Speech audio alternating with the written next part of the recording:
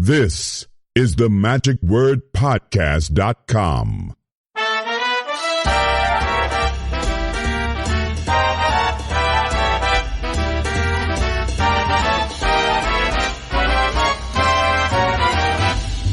Hello, this is Scott Wells for the MagicWordPodcast.com, and I want to welcome you again to 2020 or 2020, or however you want to say it. Here we are. We have already had 1 week last week that was a podcast that went over very well. In fact, it was our most successful podcast of the year. Okay, that was our first and only one so far this year, but it really did outscore a lot of the others, I think, just because we had a lot of people who were on that. We had a dozen different people who were talking about their interest in magic, how they got involved later in life, and apparently I kind of touched upon a nerve. There were a lot of people who were very interested in that episode, which kind of makes me think perhaps in the future that we might be doing some other types of things where we have multiple voices. I normally have that, of course, obviously, when I go to magic conventions, but whenever that I'm having just a regular podcast, typically it's one-on-one, maybe one-on-two or three, but not very often do we have some various voices like we had last week, and it seemed to be something that resonated with you, the listener, and thank you very much for tuning in and to listening to that one, and for the kind comments that I've gotten from not only those people who were involved directly with the podcast, but others who had listened and who were encouraged by that and saying, hey, I got started late in life. It's good to kind of hear other people who have done the same thing too. If you haven't had a chance to listen to that episode, go back and take a listen. I think it was one of the better ones. It was really kind of interesting. Well, it was very interesting, not just kind of interesting. It was one I know that you will enjoy. Well, this week's episode is brought to you by the Friends of the Magic Word. And as we start into this new year, we want to welcome the first of our New Year friends, and that is Basil Barkham. I want to thank you, Basil, very much for joining, and I want to thank all the rest of the people who are the listeners and the contributors financially through their pledges and regular donations. Thank you guys so much for all that you do in order to help make this podcast continue on year after year. And if you're interested in finding out more about how that you can become a member and also get some pretty cool perks, just go to the MagicWordPodcast.com, click on the tab, and you'll find out more information there.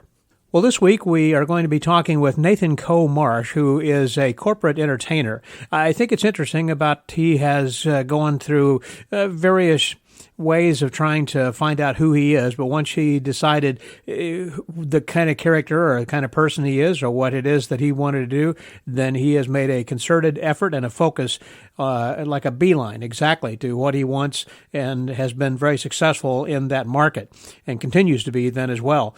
So he tells us a little bit about how that he had made that decision, and then also gives us some performing tips, a few ideas that he has taken from some other people that he shares with us, as well as actually tipping a lot of the tricks that he does in his regular corporate act. He doesn't talk about the lines or anything like that, but at least kind of just a running order of things that he does. He was a lecturer who had come through this past year, and I had a chance to visit with him when he came through Houston, and I really enjoyed our conversation, and I know that you will too. So please welcome this week's guest, Mr. Nathan Coe Marsh, here on The Magic Word.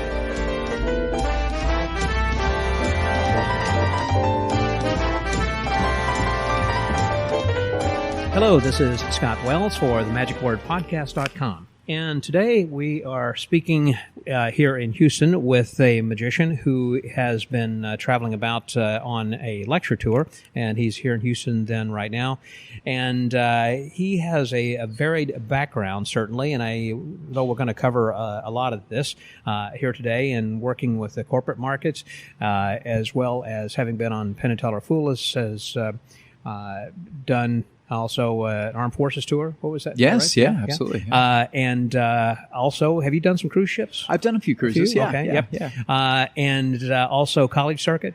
No, I've done one college gig in my life. Okay. So I won't include that in the bio over here. Right. So, but somebody that you may have seen on television or may not have, if not that you are going to get to know him here today, please welcome my friend Nathan Coe Marsh. Hey there, Nathan. Such a thrill to be here, Scott. Well, thank you very much. I'm glad that you're here as well. So, as I mentioned about the lecture tour, how's the tour been going so far? It's been great. It's been fun meeting groups. Yeah. And just, it's incredible what a varied community we have of magic. Yeah. And also how each community, you know, you go to each little city and the well of expertise that is, like there's some really great magicians out there, and it's good to kind of connect individually and see those. That's an interesting point. Do you notice when you go from city to city or club to club that is there a general interest more in close-up and stage, in children's magic, a variety? I mean, like some clubs, maybe there are a lot of kids show magicians, or a lot of guys who are like, are there some younger people? What are you seeing as far as a mix of clubs? I think there's definitely a huge mix. And it's definitely, I think it's really the case that some areas have a tone that's set in terms of people see, we see first what's around us, and we get excited when somebody's doing something really good. Right. And so, if there are areas where there's really good card work going on, there are more people that are interested in that and are looking to do that. And I think that's a big part of, if you kind of zoom out and look globally, it's a big part of, the big part of why Spain has such great magic and why the Netherlands has some great magic, but with a different tone. You can see the Caps influence as it circles down. You can see the Tamariz influence as it circles down. And so it is kind of cool seeing the little flavor in different regions. And sometimes it's less distinct and sometimes it's very distinct. But, and sometimes, being reminded of the forgotten history of going through Omaha and being reminded by the club members that is Johnny Carson's home and Walter Graham and, the wonderful Abbott book, the David P. Abbott House of Mysteries. And just that there's this really rich vein of history in this one little area. And so it's kind of cool to see that and to meet all the different personalities. And we've got some characters. Yes, we do. So, and it's great to, so just great to, it's been good. It's interesting that you mentioned that. I hadn't thought about that until just this last week. I was having a conversation with somebody about that very thing, about how that certain areas seem to be influenced that tends to dominate the type of magic that they will do in an area. As you mentioned, in Spain, for an example, with the Tamariz and his school. In Israel, with Uri Geller, there are a lot of mentalists, that come from Israel. And so and with each of the different pockets around the area, that it tends to kind of be influenced by whoever might be there. In Chicago, it may have been Jay Marshall, so he did a lot of stand-up and comedy and stuff, and there. Well, and Chicago's a really interesting case because you've got these, it's one of those, I really love the Chicago tradition because you've got these two very definite veins, that you've got the very technical from the Ed Marlowe influence. Right. And then you've got the cabaret, but just highly entertaining, layperson driven of Don Allen and, that tradition as well. So it's this really, Chicago's always been a really interesting scene to me in terms of those two threads kind of meeting. That's true. There's been a lot, I think when I think of Chicago bar magic. Sure. Of people like Schulians and other places, like that have, I think Johnny Paul was there. Of course, Johnny Thompson was from there. Oh, yeah. Johnny, I think Johnny Platt may have even been up there, then as well. Johnny Platt, and right now Dennis Watkins has got a show that is kind of a close-up or stand-up show that he does at the Palmer House. In addition to the plays, and Chicago's got a nice, rich vibe, I think, certainly too. Yeah. When you come to Houston, we have, it's interesting, we've got people from Danny Garcia to Walter Blaney, from close up to stage, so. Right, yeah. It certainly is varied. Now, I was going to talk with you a little bit about, you mentioned you haven't really done the college circuit or anything. Did you ever think about going on that? I mean, that's like a whole career. It's always, the fantasy of the college circuit is back in the days where, I guess it was Carrot Top or Seinfeld or whoever who did one showcase and got 240 bookings out of it, right? Those were the you always hear those stories and you're like, man, that would be really nice to do one show and just have a whole year filled from it. I don't know that, when I look at it's definitely possible that I could create a character and a brand and everything that would really speak to that market. I've invested so much in a very particular kind of image that's been driven towards the meetings and events market, that I don't, it would be everything you do, right? Every time we go into a different market, my friend Jason Markles likes to point out you're creating a brand new business because you've got a different value proposition, you've got a different audience.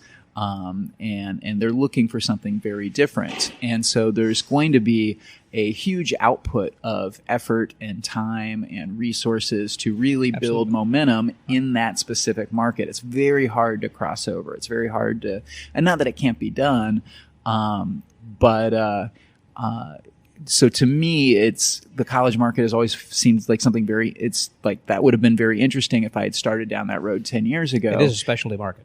But I don't see the value in putting that effort in for myself to just become and it feels like that market's a little bit saturated, and it might be, talking to, I have good friends who have been major figures in that market over the years, and this might be something that any working pro says about their own market because they're trying to, dissuade others from going in. Yeah, exactly. But there are kind of legitimate concerns about that being a very saturated market and very, very price conscious, and once people are willing to come in and kind of undercut what had been the established going rate, it really dilutes the market for everybody else, Right. Well, once that you have a particular brand in particular, as magicians get involved in magic, you start off and you start doing some stuff, and you kind of do a little bit of everything, and you try and find what area, is your level of comfort.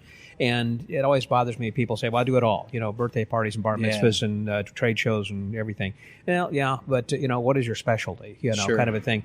Because otherwise there's nothing wrong with the general practitioner, certainly. But the people who stand out as the magicians would be those people who specialize, like, let's say, Matt King, or Murray Sawchuck, or somebody who actually says, I'm going to do this. I'm going to be an illusionist. I'm going to be a comedian, comedy magic or something like that. In this case, I think really that you have focused mainly on the corporate market, I assume? I would say the corporate market, it's shifted a little bit for me recently, that I went through about a short period of, I did about 6 months where I was just on ships. Mm-hmm. And that was way too much time away and travel, and felt like I was kind of living on vacation, and it wasn't. Yeah. That's a life choice too. There again, once you go to sea, that's another thing is that when you go to sea, I talked to so many guys saying that they lose all their contacts because people who were booking their shows are now saying, well, they're not available, and then they'll start booking other people, and then you kind of lose them basically. Yeah, too. And I had even in that 6 month period, I had a little bit, and I think it was more from. I think I settled in and got comfortable and got like, okay, I've got this rhythm going, and I stopped. It was harder to prospect on land. It was harder to be in touch with potential customers on land. So I kind of settled out of that, and I felt the wave of getting off the ship, I think a little bit after, and still do, in fewer proposals and fewer, just because I've missed that period of being in front of people. And I think that's kind of what I didn't like about that market, was there's this paranoia of, it's the golden handcuffs, it's a great opportunity. It's, you get to travel and just do a few shows a week and get paid well. Yeah, exactly. And that's great. But there's also the paranoia of, if this goes away, what do I have? Because you haven't been building, if you haven't been building the other side of the business on land. But prior to that, for about 10 years, my sole focus was after dinner shows and, a bit of MC work. And then when I was first starting my career, I started in close-up. And then I made a very conscious decision to go away from strolling because I found that it wasn't natural. It wasn't a natural strength for me to interrupt people and kind of bust in and I will now entertain you even though you weren't expecting this. And there are people who are phenomenal at that. And there are people who I see just make people comfortable instantly. And it's a gift and it's a strength.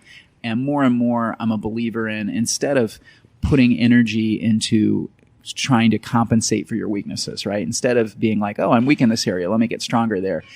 What happens if I put that same level of energy into getting better at something that I'm already good at, something that's already a strength? So instead of going from weak to mediocre in one area, going from good to better in another area. So I just said, I'm done with strolling, and I put everything into stand up and stage.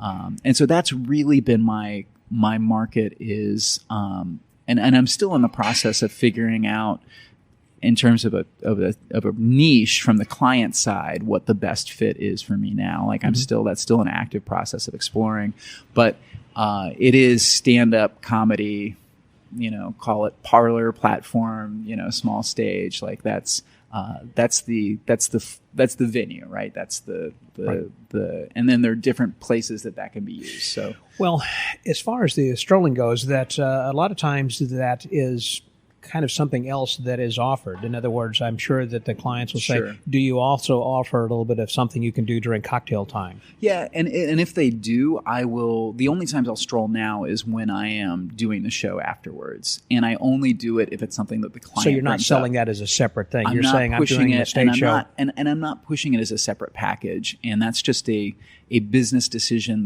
that I've made. That the stage show is such a focus for me, and I've got a timeline. I've got at this time I arrive, at this time I'm loading in, at this time I'm sound checking, and I do that for myself internally. How long does that take? I mean, when you're going to let's say we're going to be working, we're right now as we're speaking, 2 hours prior to guest arrival.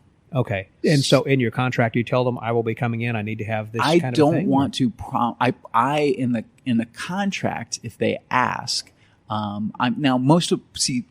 Background is that most of the events that I'm working, they're doing a multi-day conference anyways. So they've got the AV team is there at different times, and they're like, "What?" And they're asking me, "What time would you like to do a sound check?" And I'm letting them know that what I guarantee, I give myself a buffer. For myself, I'm arriving 2 hours prior to guest arrival. In the contract, I'm guaranteeing that I'll be there an hour prior to guest arrival. So I'm giving myself a little bit of buffer in case something, if there's that disastrous accident or... So if cocktails are supposed to start at 6, you say in the contract, I'll be there by 5, but so it's doors, so, and it's not necessarily when cocktails start because typically... Say 5:30. Because typically cocktails are happening in a pre-function space. Correct. So if that's in the pre-function, I'm basing that arrival time on when the doors to the room that I'm performing in open. Okay. So if the guests are entering to go in and get their salads or whatnot at 6 o'clock, I'm in that room at 4 o'clock. And so for me, and I have, I've got my 2 different things that I've set up, 2 different checklists. So I've got the checklist of everything that needs to be set up on stage. And that's its own thing. So I set up everything that's set up on stage. And then I have everything that's set up on my person that gets set up in the green room, right? In your pockets and things you're talking about? Yeah, pockets. Yeah, okay. Exactly. Stuff. What am I actually carrying with me on stage, right? And so all of that stuff on the stage, obviously, I want set and all the tech handled. You certainly don't want to do that when there are people, when the guests are there. Exactly. That's one of the worst things I hate whenever that you're hearing a sound check in the background during a cocktail. Yes. It's horrible. It's the worst. It's very unprofessional. Yeah. Oh, absolutely. Absolutely. And so, so for me, that sweet spot is if I arrive an hour prior to the sound check, right? If we do that sound check an hour before the doors open, which is when I'm contractually obligated to be there, all my gear's loaded in, my stage is set up. I've got everything in the green room that needs to be there. I may not be there. I have a chance to change because I'm bringing my clothes. If I'm traveling there, I'm just changing in my green room is my hotel room, and I'm coming down to the room, right, in the clothes I'm going to wear on stage. But if I'm driving there, I'm not wearing my stage clothes to drive in, right? So that's another step. So there are all these things that have to be done to. And I want my full focus to be on making that stage show as good as it can be.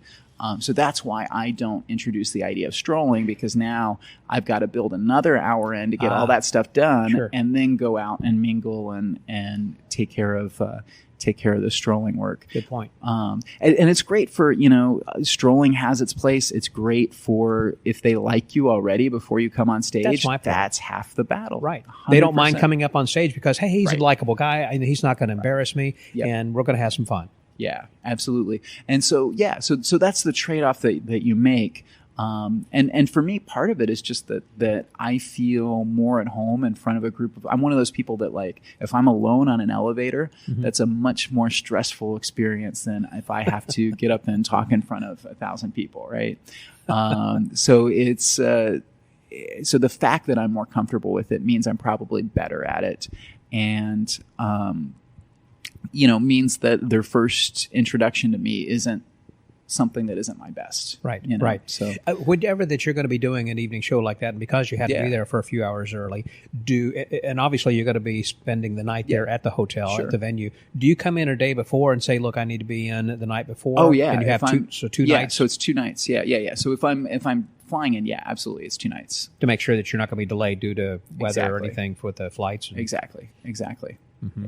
Yeah. Good advice. Also, when you're setting up on stage, does the things that you have on stage, does it depend upon the size of your audience? In other words, do you have a larger or smaller act if there are going to be 120 people versus 1,200 people? I don't. There are, really. There are adjustments that I might make. Mm-hmm. So there are, so for a smaller group, there are pieces that are ruled out for me. So I do a linking finger ring routine. That's ruled out with a very small group. If we've got 10 people, that method's not going to work. Right. So those are the kinds of adjustments that I make. I found that also, by the way, if you have an elderly crowd, for the linking finger rings, because they can't get their fingers off arthritic fingers. Yeah, I've learned that a long time ago. Yeah, the hard way. A great, Nick Lacapo, who is a magician I came up with. We worked at Theater Magic, which is Shopping Universal together. Great guy. But he has a great workaround with that where, and it doesn't to a very elderly crowd. It doesn't help. But he will say, if you have a ring and it slides off, you take a moment, slide it off, put it in your palm. Oh. And that way, when you're going to people, you see the rings in their palm already. And you don't have this awkward moment of and that's Nick's. And I had asked him for permission to use it in my own presentation. He was like, "Sure, no problem." But things like that are how do we streamline? I used to do a piece that was a multiple phase of a ring vanishing and appearing on a shoelace, right? So using the brilliant Richard Sanders method, which is fantastic, and I found a way to kind of nest it and get some callbacks out of it and have it throughout the show. Have it happen a couple times, which was great. And so the practical thing there was I was going into that was nested into a different routine. So I needed the guys who were going to be on stage with me to have finger rings, right? Sure. And so what I did was I created a gag of polling the audience, which was, where are my cat people? So glad you could make it out of the house tonight. Where are my dog people? And there'd be a big roar. And where are my married people? And now I'm looking, right? Because I say, where are my married people? And then the joke after this is, oh, you guys are more enthusiastic about dogs.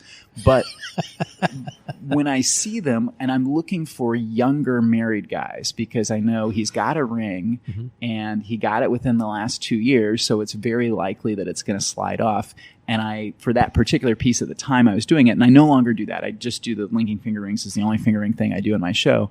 But at that time, then those are the guys that I would bring up for the thumb tie, and I would get their rings as part of that.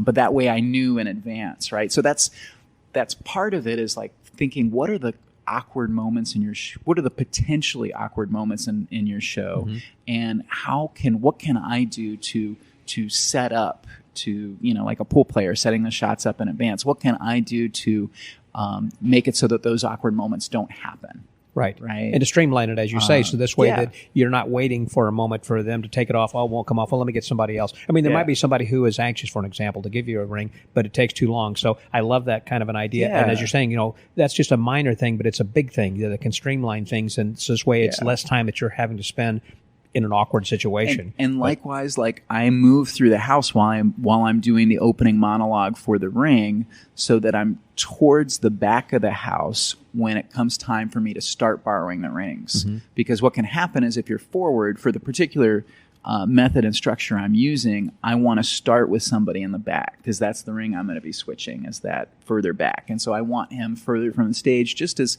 additional protection on the method, just as, and so they're less likely to be comparing after the show, comparing their rings. Right. So by starting by doing the monologue as I'm moving through, not only am I kind of breaking the fourth wall, and it's this nice little variety because now he's here with us. So you start at the rear and work your way forward. And work my way forward. And then you're not skipping people, because it looks weird if somebody's got the ring on the palm, like ready to give to you, and you walk past them because you have to start. So you don't back. Ask them until you get to the back of the room, Yes. then to remove it and then put it in your hand.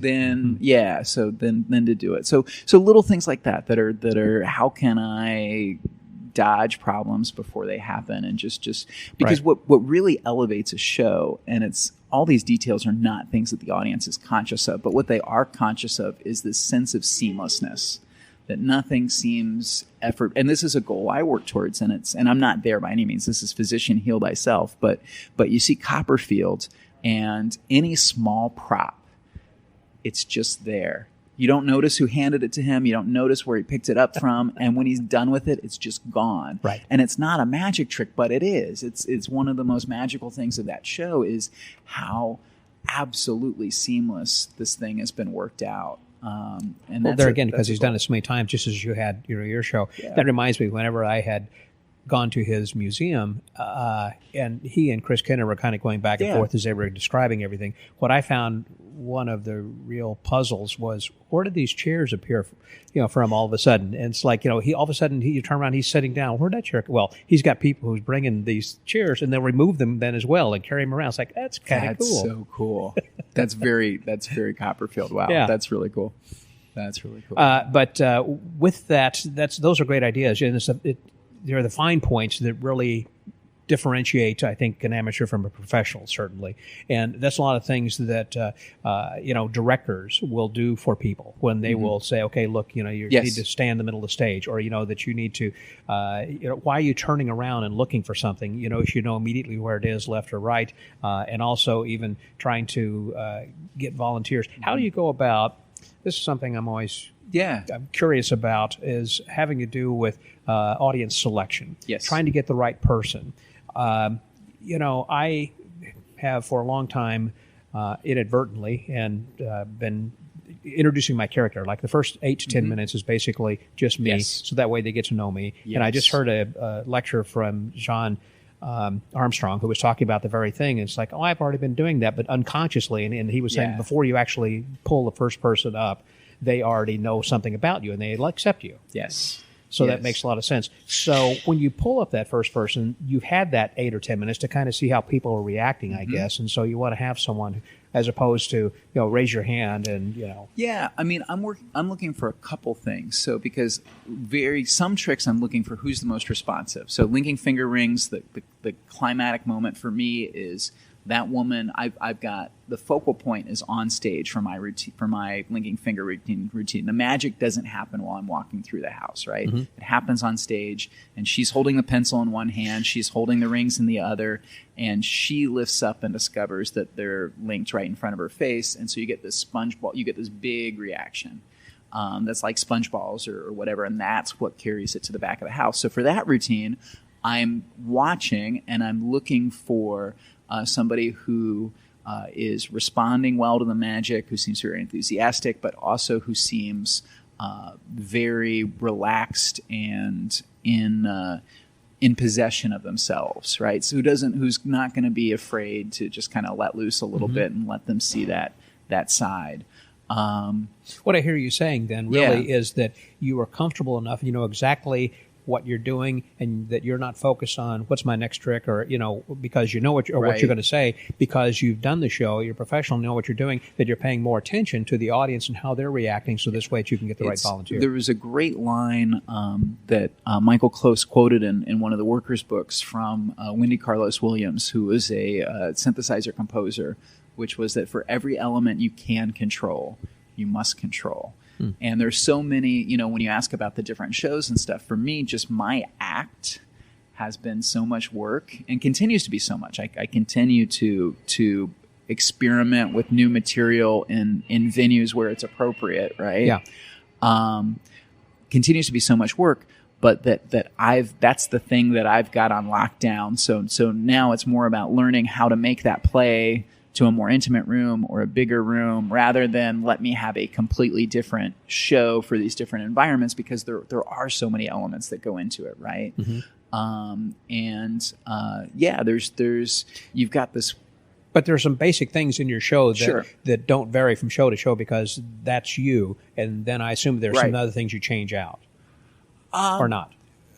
Yeah, I really not. No? I mean, how many things are in your, what do you have, 45-minute show, an so hour? I've How got long? my main show is about 50 to 60 Okay. or 45 if we're doing after dinner, Yeah, right? So right, that's the 45 right. sweet point if they're doing dinner. If they're not doing dinner, which I've been doing more and more of, is people just coming into a space that's set up theater style, and I do my show, and I love that. So let's see. Let me count them. So I open with a Roy Benson version of the Lamp Chimney Vanish, and then I have a production that caps that. So that's my opener. And then we bounce a balloon through the house. We get a suit. We get a color.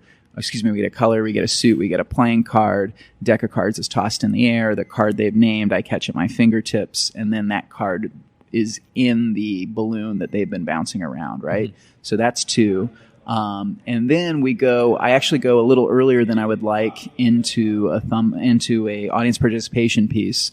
And I do that polling the audience bit that I used to do to find who is the ring, but now it gives me a second to really survey them and watch them as I'm asking these questions, and we get a couple laughs and stuff like that out of them.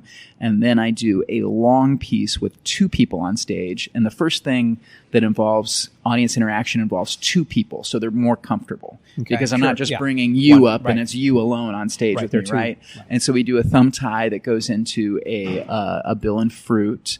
Then we do, so then there's Johnny Thompson's $100 prediction follows that with a Alcoran medallion at the front of it, kind of jammed together as one routine. It's a callback to the balloons.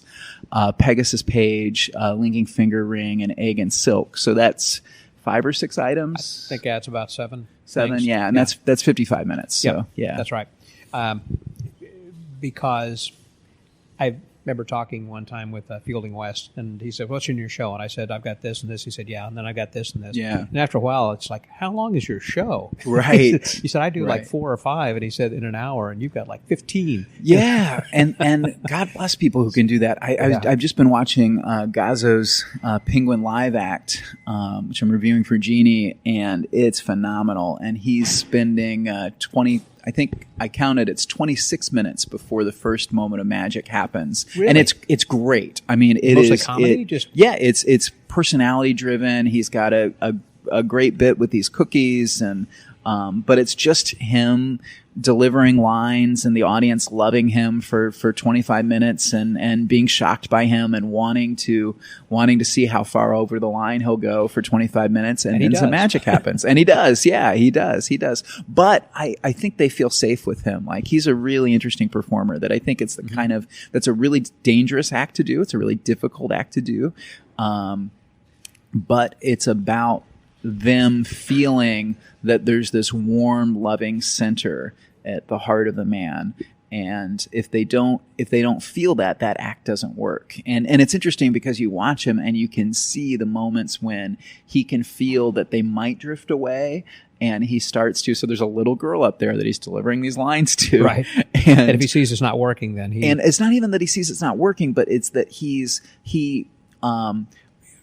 so I think it's a great metaphor. The bit he does at the beginning, he's literally handing them cookies, and then he's insulting the person he gives the cookie to, right? As he Okay. does it, and then he's got That's funny. and then he's got a punchline about the cookies at the end. That's great. There's a whole punchline to the bit, but like, that's a good metaphor for the whole act. That it's like he'll do this really rough line, and then it's like he gives the girl a cookie verbally. Like, he gets the audience on her side, and Okay. he acknowledges that he sympathizes with her and that she's in a difficult situation. And he'll say something very quickly, but he'll say something to acknowledge that. So it's like, we get that he gets what's going on, and we feel safe, right? And it's all entertainment is some kind of fantasy fulfillment. Right. And that act is fulfilling the fantasy, and it's escaping all these pressures that we have in our lives, right? And one of those pressures is the social pressure about what do we say around other people, what do we do? And sometimes you wish you could just say whatever you were thinking, right, around people.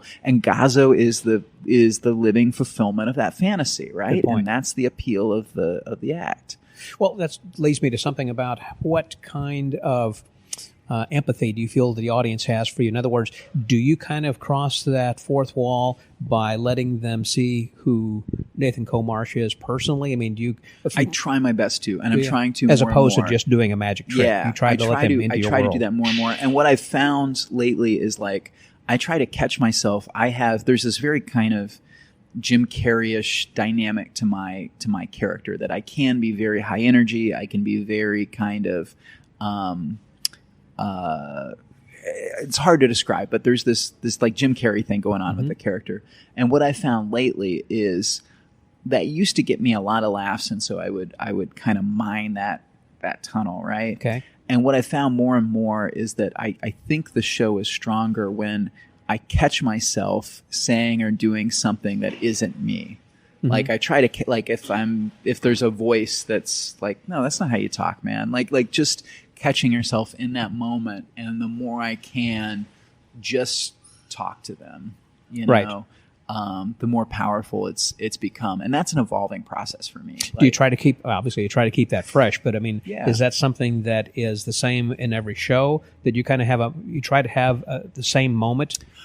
In other words, telling them the same story. There are moments of story where it's like, okay, this is where I'm very genuine and I'm just sharing with you, and it's important that I be that. But it's also just kind of like a global thing that I'm trying to be more aware of whenever I'm on stage is just being more, being less cartoonish and more kind of just this is me, you know. Right. This is.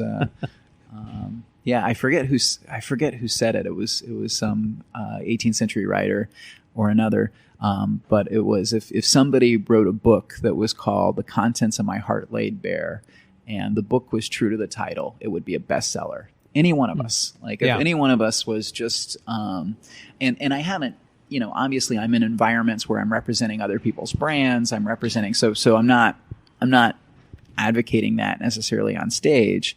But I am in terms of truthful responses to things, you know, well, the reason I mentioned that, I guess, is because I had just I saw Darren Brown's show on Broadway, and the first, I would say, 5 to 8 minutes, he's doing nothing except sitting in a chair and revealing himself to the audience. And it's a beautiful narrative and very well scripted, but it sounds like it's genuinely being said for the first time. First, I'm incredibly jealous because I really want to see this show from everything that I've heard about it. So first, I'm very jealous of you, Scott. It's a really good show. He's running through January the 6th, I believe. Awesome. Yeah. I will see that. That is worth the trip. So yeah.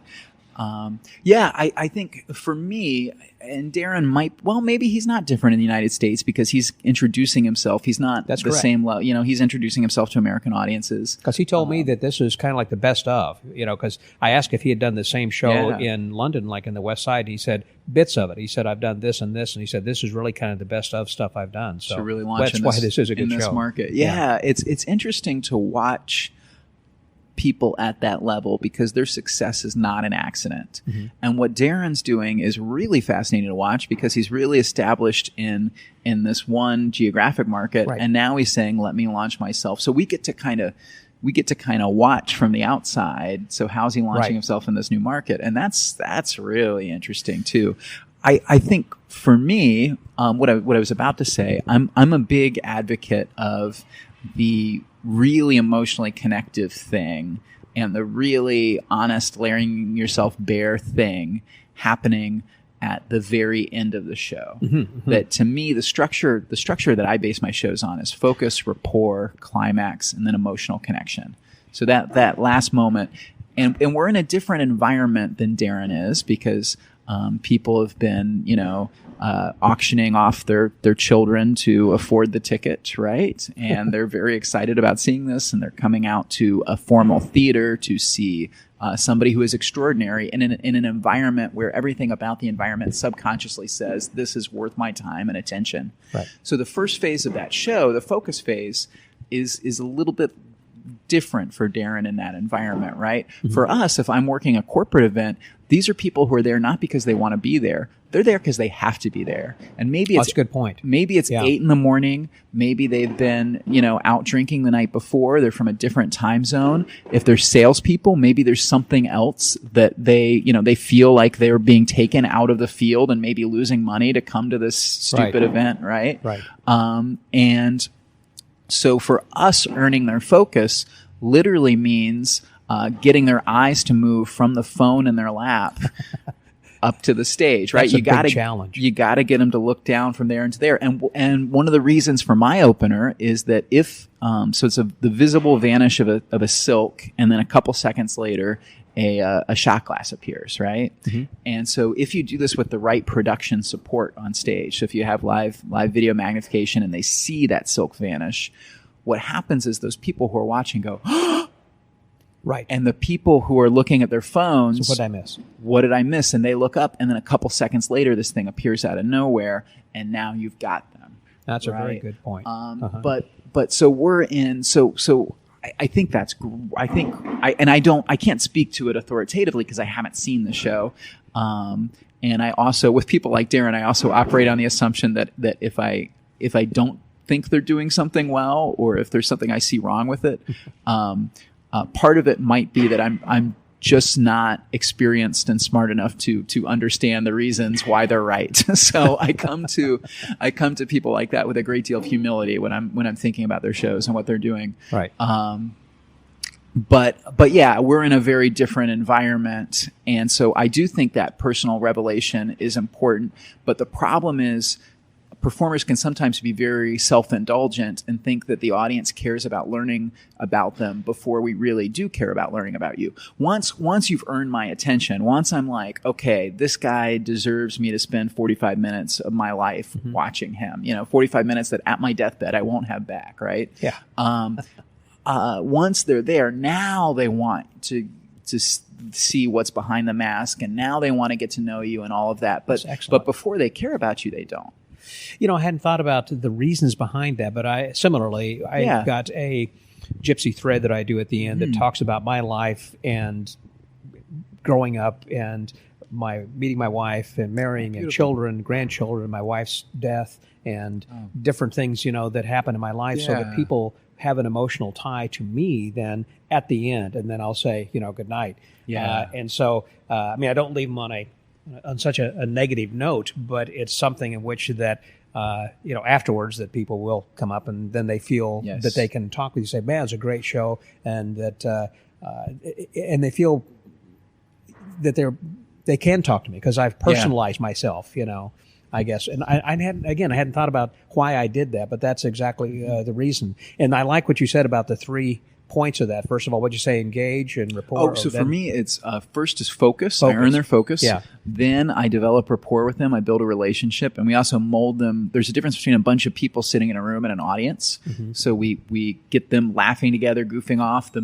music with the balloon being bounced around through the house. We have this party atmosphere. We bring them together as an audience.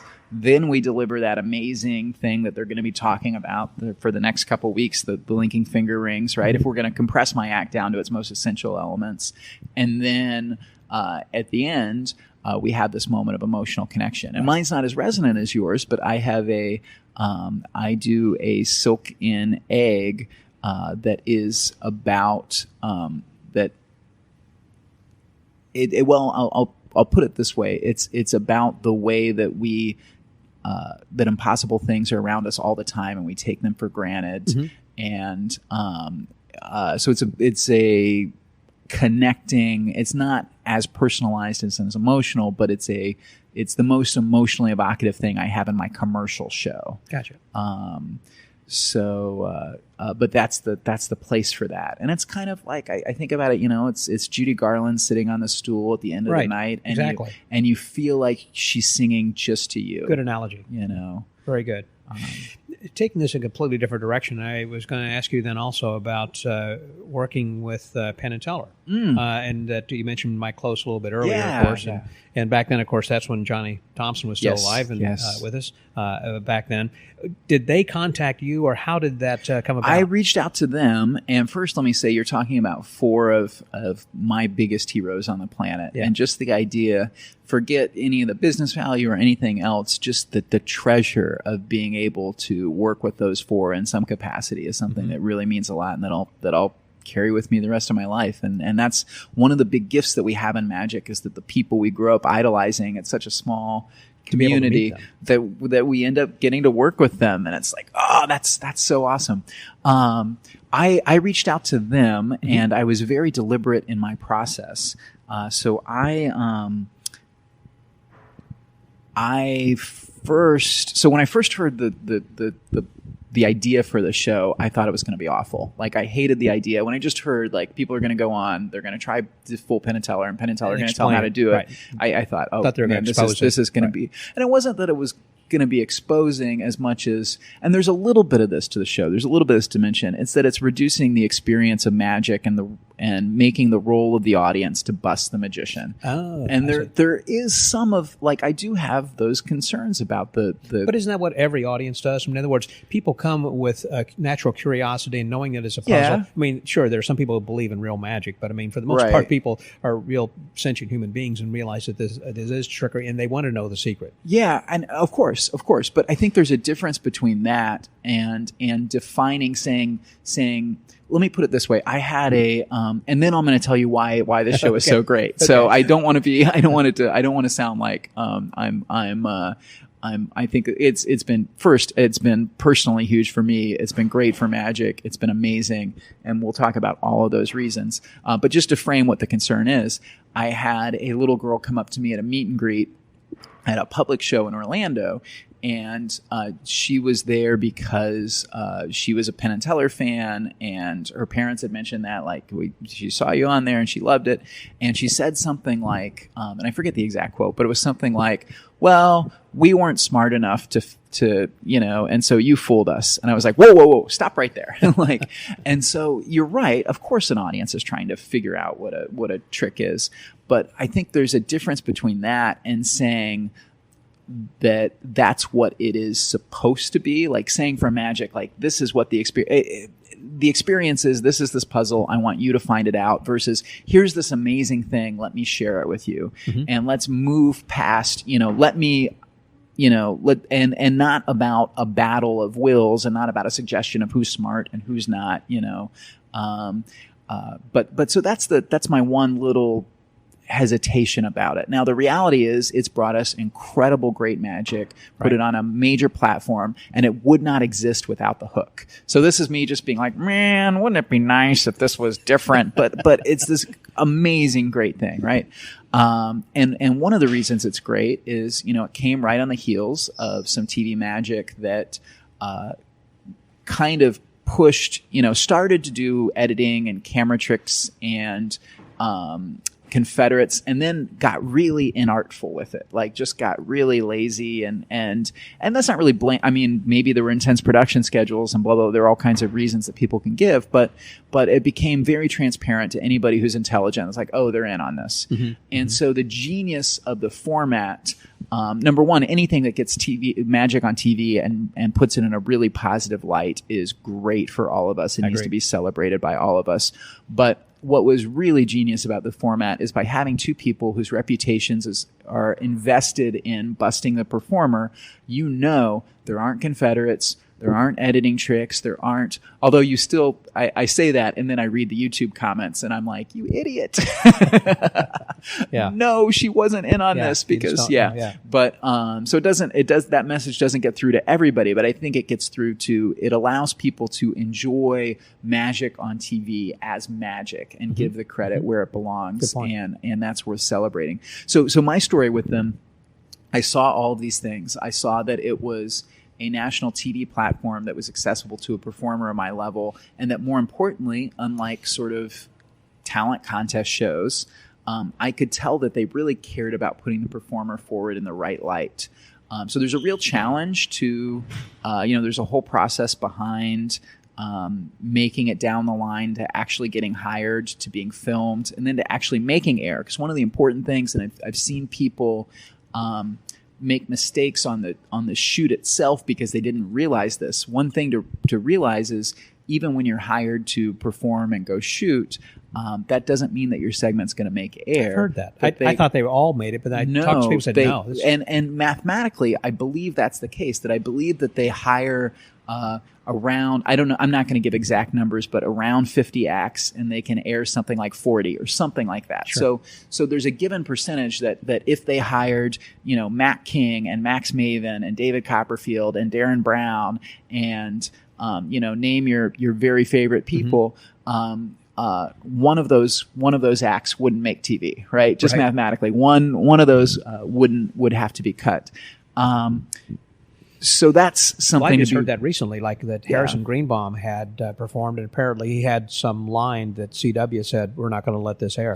Well, I don't know the story with Harrison, but there are phenomenal performers where it just didn't work out, right? Mm-hmm. And that's just something to be aware of. And so we can talk more as we go deeper into the experience about some of the things to do to avoid, as you're thinking about maybe doing this, some of the things to do that can potentially avoid the cutting line. But so what I did, I realized, hey, this is a great opportunity. I really want to be a part of this. I'd long been a fan of Mike Close. The Workers books were huge to me as a teenager. They were like, they changed the way I thought about magic and the way I structured things. I still do some of the things from those. Yeah. And I still, and not just the tricks, but like Mike's assumptions, like the trick is over assumption that he talks about in Workers. One of the major pieces of my show relies on that. And so it's not just the specific tricks, but it's the thinking behind them that's incredible. So I've always been a huge fan of Mike's, and we happen to be Facebook friends. One of the beautiful things of prior to the shoot, and I just sent him a message. It was right after they had been renewed. Just, hey, congratulations on the renewal. You guys are doing great work. Is there? Do you think the team would be open to looking at video from acts that might not be on the radar? And what's the best way to get in front of them? I'd really appreciate any help.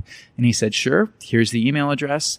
And so what I did was then I looked at my repertoire, and there was nothing in my show that made sense for Fool Us, I thought. And so I had to create something. I had to figure that out. So what I did was I binge watched every episode that had aired up to that point. So I ended up being in season 3. And so it was seasons 1 and 2, the season in the UK and then the first season in the United States. But I was watching for something particular. Who were the performers I had never heard of? Mm-hmm. Because if I had heard of someone, it was possible that the producers were already aware of their work, loved their work, and were like, what's this person going to bring to the show, right?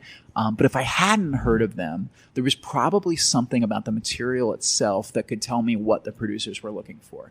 And as I was studying that, I realized there were two things that stood out to me at that point. One was that they seemed to be very interested in visually different props. And that was something Mike said in his email. He said, by the way, he didn't say he didn't extrapolate it to that extent, but he said, by the way, it's going to be really hard to get on with card tricks. Right. Yeah. And so I pulled out from that and from what I was looking and sometimes frankly, some of the things that I thought were weaker that were on air. Those were really interesting to look at because it's like, well, what are they seeing in this to help me see what their standards are? So it seemed to be very visually different props, and they seemed to like presentations that nodded towards contemporary culture or technology or things like that. And so I found an old entry in my notebook. I'd always been fascinated with Harry Ng's Impossible Bottles. Impossible Bottles, sure. Love them. But I thought that they deserved to be something. I didn't like the idea of it just being this thing that was on the shelf. I wanted to create a trick that created an impossible bottle, and then that could be given to the audience. So I, in my notebook was this idea for taking a card trick from 1947 and an Abracadabra magazine and applying it to an Impossible bottle. And I ran with that. And there was a lot of, for me, there was just, and I had to, because of the timeline. So I had finished developing the trick like a week before I filmed my audition tape for them. And so I'd literally done this thing maybe 4 times on stage. So I've been, since about 2015, I'm one of a great group of performers who fills in for Tony Brent, who's incredible, doing a dinner comedy show in Orlando, Florida at Wonderworks. And I'm one of the guys who's on rotation there. And so I did it at Wonderworks. It's been one of these places where I can work in the middle, I can work in new material. And that's really important to me, having those kinds of venues. And so I shot this audition thing, and it was okay, but I knew that it was going to need work if it was going to make it, if it was eventually going to air. So what I did was I just worked on that as if it was going to be on national TV, not knowing if I'd been booked or not. That way, if I did get the gig, that's great. I had this thing that was ready to go. If I didn't, I had this highly polished piece. Right. And just through reaching out to connections and stuff, I found ways to do it, I think about 75 times between, on stage, between sending them the video and Actually being on. and actually doing it. And it may have been closer to 100, and that was great. So I had this new piece, but that's so important. And it was something I was kind of humbled talking to Mike. I came and did the rehearsal, and he was like, he and Johnny were like, we don't have any notes. So yeah, it was just over preparing, and anything to deal with TV. And how'd that turn out once you were on stage? Really well. So because I watch it now and I cringe because, it's a nerve-wracking environment. And so my delivery is faster than it should be and all of that stuff. But what happened, I wanted to write a comic monologue that was specifically about the show to lead into it, because I wanted to kind of stand out. And I was treating this as a showcase. You've got 9 cameras, you've got these celebrities. Here's this great footage that I knew I was going to be using for years to come. And so I wanted to establish at the beginning, I'm funny. I'm able to be funny about something that's custom and specific, right? So I wanted to write some jokes about the show, and also just the format of the show is lots of comedic potential in that. Exactly. And it's like, let me mine that. And so what helped was I knew, I intentionally wasn't looking at Penn and Teller when I first walked out, because I didn't want that intimidation factor. You're looking at the audience. I'm just looking at the audience and scanning. And I heard this huge laugh from Penn on the capper to that monologue. So I'm like, I'm 33. And when I heard that laugh, I just completely relaxed, and everything was, and it was very smooth, but it feels like a big blur still. And at the end, did you fool him? No. So, and what happened was that the element in my trick that I knew that everything up to the impossible object itself, I knew Teller's going to know the Harbin trick. They've been around Devil's Hanks. I chose the Devil's Hank because I thought it might give me, and it did, a kind of cool quote when he coded it back. So they're like, oh, this is the work of the devil. And I'm like, this is the work of the devil. And Teller did in an email say, you please feel free to use it. He said, anything we say in the segment, feel free to quote.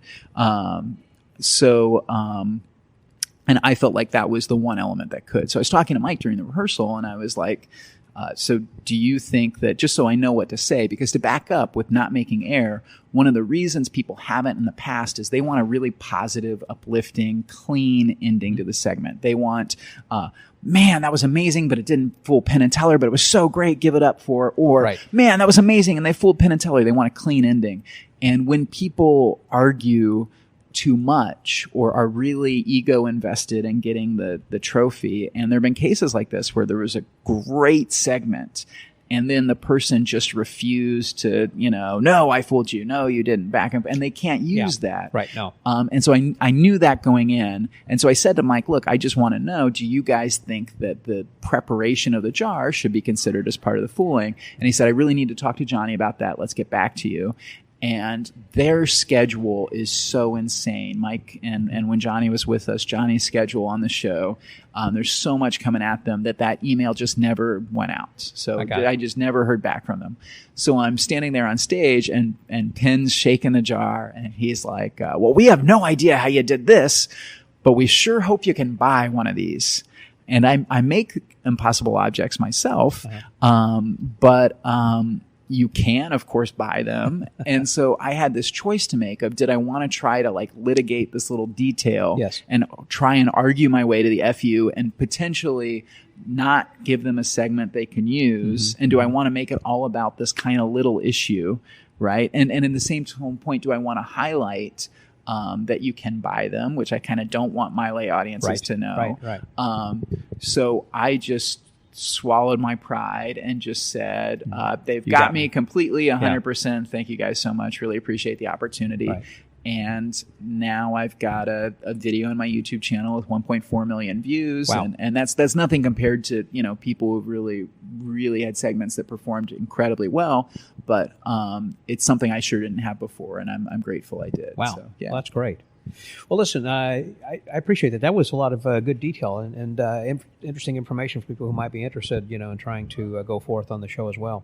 So as we start to wrap up, the name of my podcast is called The Magic Word. So I always like to close this in finding what is it that's your philosophy of life? What do you live by? So it's not necessarily a word. It could be a phrase. Connection. Connection. It's all about other people, and it's about, if you do well enough for other people, good things are going to happen for you. Sure. It's going to come back. All right. That's great. Nathan, this has been wonderful. Thanks very much. Wow. And I wish you good luck in the future then as well. Thank you so much, Scott. Appreciate you. Going on. It's for the Magic Word Podcast. That was Nathan Coe Marsh. This is Scotty out.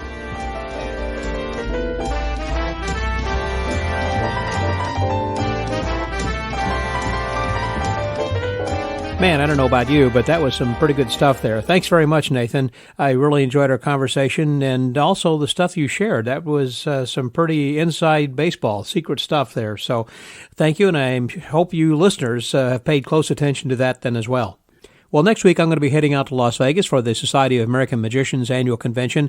It's one of those kind of things that's difficult to choose. Last year I went to the Magi Fest, and this year the SAM has decided to hold their convention instead of the summer. They're going to be having it in the winter at Las Vegas, and so I'm going to be going to that. I know that the Magi Fest is going to be phenomenal, with the guest being David Williamson, so I know that's going to be really good, plus a lot of other great guests that they've got with Danny Ortiz and David Stone, etc. Nevertheless, I will be in Las Vegas, and I'll be doing some daily updates from there. This is also just a reminder that there will not be a podcast that will be released next Thursday as we normally do, because I'll be in Las Vegas. And as such, actually, the first activity starts late Friday night, so there'll be a few things then, and then all day Saturday. So I'm going to give a daily report, actually combining days 1 and 2, if you will, or kind of that pre-convention. I call it day 1, but really there are a few things happening. So that'll probably come out very early on Sunday morning, perhaps late Saturday night, but I suspect it'll be after midnight by the time I get back up to the room and get everything all put together and everything. So you'll be looking at really something coming out on Sunday the 19th probably. So don't expect a podcast to be coming out then next Thursday as it normally does. Sorry about that, but I've got a pretty hectic schedule once I get to Las Vegas and putting these daily convention updates together. Be sure to sign up for our weekly pod letter if you have not already done so, which gives you some information as to what's going on, what we're doing each week, and also you'll be the first to know whenever we have some contests, and you can we're also reminding people to go out and to enter those contests then as well.